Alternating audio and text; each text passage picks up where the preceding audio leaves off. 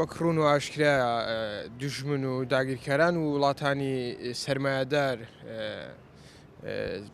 لە پلانێکی نێودەوڵەتی بەرفراواندا بەڕێز ئۆجەلانیان لە دەستگیر کرد و دواتر بۆ زیندانی هەتاییان لە دوورگەی ئەمرانیدا بەند کرد. ئەمانچ لێی داگیرکاری کوردستان بە گشتیان پێیەکەوە هەوڵیاندا لە شخصێتی ڕێبەر ئاپۆ لە شخصەتی بەڕێز ئۆجەلاندا گەلی کورد بندەست بکەن جارێکی تر چۆن لە شخصێتی ڕێبەر ئاپۆدا جارێکی تر شۆڕش لە باکووری کوردستان و هەم لە گشتی کوردستاندا جارێکی تر دەستی پێکردەوە.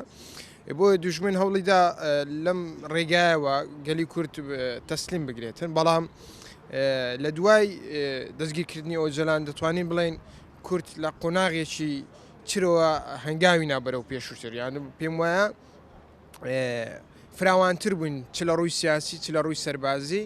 ئمڕۆ ئێمە دەبینین کورد دەتوانێتن شەڕ لە سەرمافەکانی خۆی بکاتن کە ئەمەش خۆی لە خۆیدا دەستکەوتێکی گرینگە هەم لێرەشدا کەسایەتی و ڕۆڵی ڕێبەر ئاپۆ تێدا بەدیار دەکەوێتە. گەلە کۆمی 15 شوبات گەلە کۆمێک بوو لە نەتەوەیەکی 40 میلیۆنی بەداخەوە یاریێکی قێزەوە بوو لە یاریێکی نێوان زلهێزەکان بوو، بەڵام بۆشکانی ئاماجی کورد بۆشکانی ئیرادەی کورد ئەوە خەونێکی مەحاڵی دوژمنە، خەونێکی مەحاڵی نەیاری کوردە بە درێژایی 5,000 ساڵ. ئەوەی ئێستا کە لە ڕۆژ ئاوا دەبینین دەرئەنجامی ئەو گەلە کۆمەیە کە سەری نەگرت، ئەوەی ئێستا لە باکوور ئەو شۆڕشە مەدەنیی هەیە، ئەو ئامانجەی لە باشوور هاتەدی، ئەو ئامانجەی لە ڕۆژهەڵات هەیە.